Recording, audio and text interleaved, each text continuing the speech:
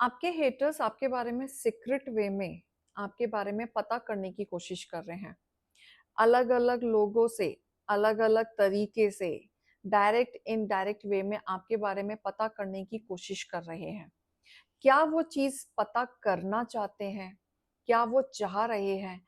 क्योंकि एक समय पे यही पर्सन आपकी तरफ देखना नहीं चाहता था। आपसे कहीं न कहीं ऑब्सेस्ड था, जेलस था, परेशान करना इनका एक बिहेवियर था कि आपको मेंटली टॉर्चर कैसा किया जाए। लेकिन आज यही व्यक्ति आपके बारे में सीक्रेट वे में पता कर रहा है। और क्यों पता कर रहा है? क्या चाहता है? तो एंड तक बने रहिएगा। जय श्री कृष्णा, राधे राधे। आप सभी कैसे हैं? आशा करती हूँ आप सभी अच्छे होंगे, तंदुरुस्त होंगे, स्वस्थ होंगे। आज मैं आपके सामने फिर से एक रीडिंग के साथ आई हूँ। रीडिंग में इतना ही कहूंगी, जितना रेजोनेट होता है उतना लीजिएगा, बाकी दूसरों के लिए छोड़ दीजिएगा। किसी को पर्सनली कंसल्टेशन लेना है उसके लिए आप डिस्क्रिप्शन नंबर लेके सिर्फ और सिर्फ व्हाट्सअप करें, कॉल्स को अवॉइड करें। फेक अकाउंट से बच के रहना है। एक ही नंबर से बातें होंगी, वो नंबर है 8877555111। इस नंबर के अलावा कहीं से भी कोई भी आपको अप्रोच करता है, बेशक आप उन्हें ब्लॉक कर दें।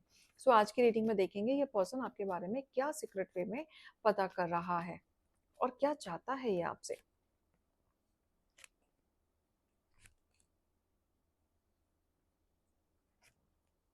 ओह, देखो ये पर्सन आपको भूला तो नहीं है, बिल्कुल भी, बिल्कुल भी नहीं भूला है।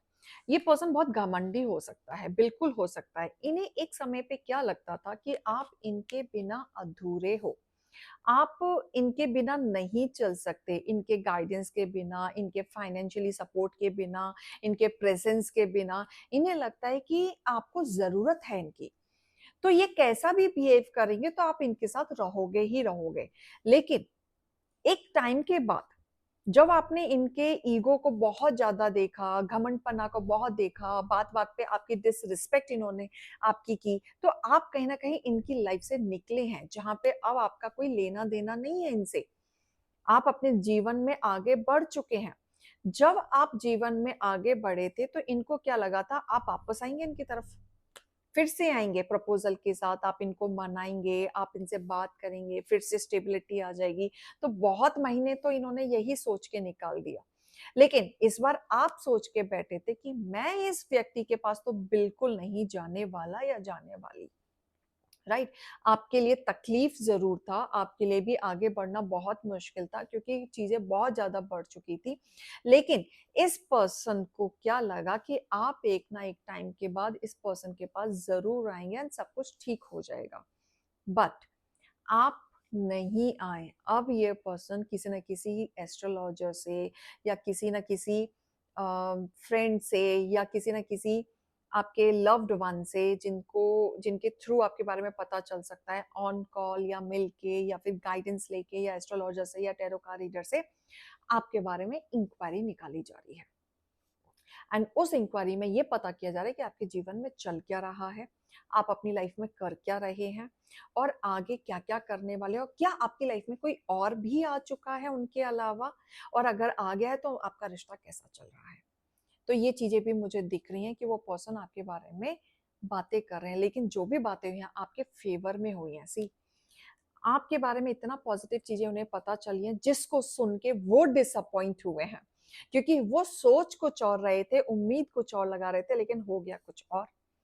क्योंकि इनके इनको जो आपके बारे में पता चला, इनको पता चला है कि आप अपनी लाइफ में खुश हैं एंड मूव ऑन कर चुके हैं। आप हैप्पीली अपनी लाइफ को एंजॉय कर रहे हैं, ग्रोथ की तरफ बढ़ रहे हैं, करियर पे फोकस्ड हैं, अपने ऊपर फोकस्ड हैं, सेल्फ लव्ड में आ चुके हैं। अब आप किसी की परवाह नहीं है। अब आप अपनी जिंदगी में आगे बढ़ चुके हैं, आपको किसी की चिंता नहीं है।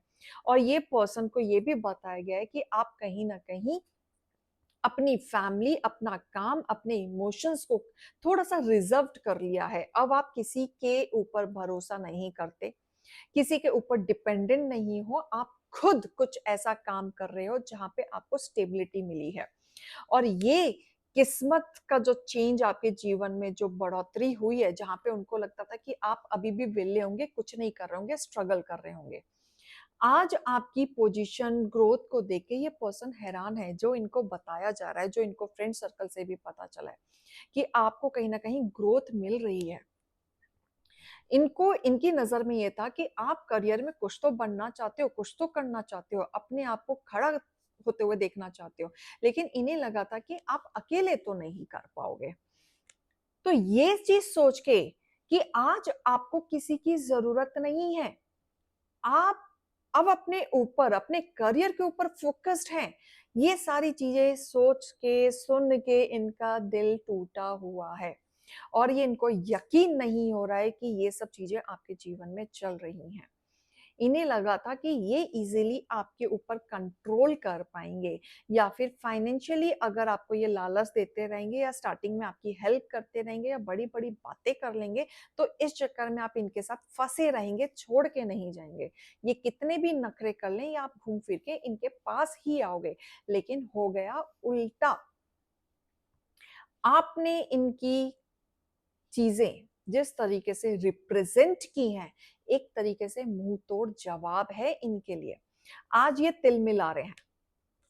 देखो, कर्मा आता है, किस्मत ने आपका साथ दिया तो आप यहां से यहां पहुंच गए। आपको लड़ना आ गया, आपको बोलना आ गया, आपको क्लैरिटी मिल गई, आपको पता चल गया कि आपके इमोशंस का फायदा उठाया जा रहा है और आपको ये भी पता चल गया कि आपके पास ऐसा कोई काम नहीं है जो आप नहीं कर सकते।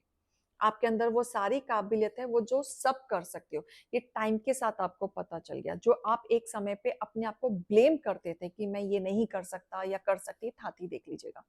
आप अपने आप में बहुत ब्लेम करते थे, बहुत सोचते थे कि नहीं मुझसे नहीं होगा, मुझे सपोर्ट की जरूरत पड़ेगी। हालांकि आपको भी लगता था कि आपको सपोर्ट की जरूरत पड़ेगी, बट अभी ऐसा नहीं है। विदाउट सपोर्ट आपने ये सब पाया है और यही सब सुन के उनके पैरों तले जमीन खिसकी हुई है।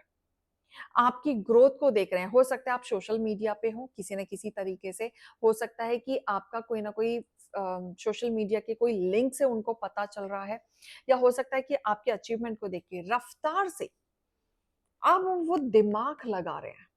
ईगो हर्ट हो रहा है, दिल टूट रहा है, इस तरीके से अपने आप को ना आपसे कंपेयर कर रहे हैं। अब उन्हें लग रहा है कि आप इनसे ज्यादा तो नहीं कमा रहे, आप इनसे ज्यादा स्टेबिलिटी तो नहीं है। आपसे बात करना चाहते हैं, नेक्स्ट एक्शन मुझे दिख रहा है कि ये आपसे बात करना चाहते हैं, फिर से जुड़ना चाहते हैं, माफी मांगना चाहते हैं, क्योंकि ये पर्सन आपको किसी और के लिए छोड़ के गया था। थर्ड पार्टी सिचुएशन आ गई, किसी और को प्रायोरिटी दी थी, आपकी इंसल्ट की थी, उस पर्सन के आपके ही सामने उस पर्सन को चूज किया था और आपको इस तरीके से प्रेजेंट किया था कि आपकी कोई वैल्यू नहीं है। तो ये पर्सन मुझे दिख रहा है कि आपसे माफी मांगना चाहता है अपनी गलतियों की, क्योंकि अब उसे रिग्रेट हो रहा है कि मैंने हीरे को खो दिया। अब उसने गटर उठाया था डिफेक्टिव हीरा, आप निकले रियल हीरा। अब उन्हें कदर हो रही है। अब कदर इस तरीके से कि अब वो आपसे बात करना चाहते हैं, रियूनियन चाहते हैं, जुड़ना चाहते हैं, बट अब मुझे ऐसा दिख रहा है मतलब के लिए आपके साथ जुड़े थे और अब भी आएंगे तो कहीं ना कहीं मतलब के लिए आएंगे, क्योंकि उनका कोई फायदा मुझे यहाँ पे दिख रहा है। क्योंकि जब इन्होंने आपका दिल तोड़ा था तो इन्होंने आपकी परवाह नहीं की थी। तो आप इनकी बातों में नहीं आते हुए दिख रहे हो। आपको लग रहा है कि अब आपके कॉन्फिडेंस लेवल इतना बढ़ चुका है, क्लैरिटी आपको आ चुकी है, आपको सच और झूठ के बीच में कंपैरिजन पता चलने लग गया, आपको ये पता चल गया कि आपको स्टैंड क्या लेना है। अब आप इन्वेस्टमेंट तो नहीं करोगे, हालांकि आपको थोड़ा सा अफसोस होगा कि काश इसको पहले रियलाइज हो जाता तो उस टाइम पे मैं माफ कर देती या कर देता, लेकिन अब नहीं। क्योंकि अब आप अपने आप को इतना स्टेबल बना चुके हो या बनते हुए दिख रहा है मुझे कि अब आप इनकी बातों में नहीं आओगे। अब आप अपने ऊपर फोकस्ड हो जाओगे, अपने ऊपर सेल्फ लव में चले जाओगे। इनके ऊपर बिल्कुल भी ध्यान देते हुए मुझे नहीं दिख रहा है कि आप टाइम बर्बाद भी करते हुए नजर आ रहे हो। आप सिर्फ और सिर्फ अपने करियर, अपना पैसा, अपनी सेल्फ लव, अपनी ग्रोथ के ऊपर ध्यान देते हुए नजर आ रहे हो। इनके पीछे आप जाके दोबारा से उस मोड़ पे तो खड़े होते हुए नजर नहीं आ रहे हो जहां पे ये चाहते हैं दोबारा से। ठीक है, अवेकनिंग आपकी बहुत अच्छे से हुई है, बहुत अच्छे से अवेकनिंग हुई है, बहुत ही अच्छे से। ठीक है, ओपन कम्युनिकेशन, आप डरोगे नहीं। अब आप अपने दिल की बात ना ओपनली रखोगे और इतना रखोगे कि अब आप घबराओगे नहीं, क्योंकि जितना बुरा आपने देखा है या जितना आप अकेले बैठ के रोए हो, उस टाइम पे आपको चुप कराने वाला कोई नहीं था, आपको जोड़ने वाला कोई नहीं था। तो इससे ज्यादा बुरा क्या होगा आपके लिए?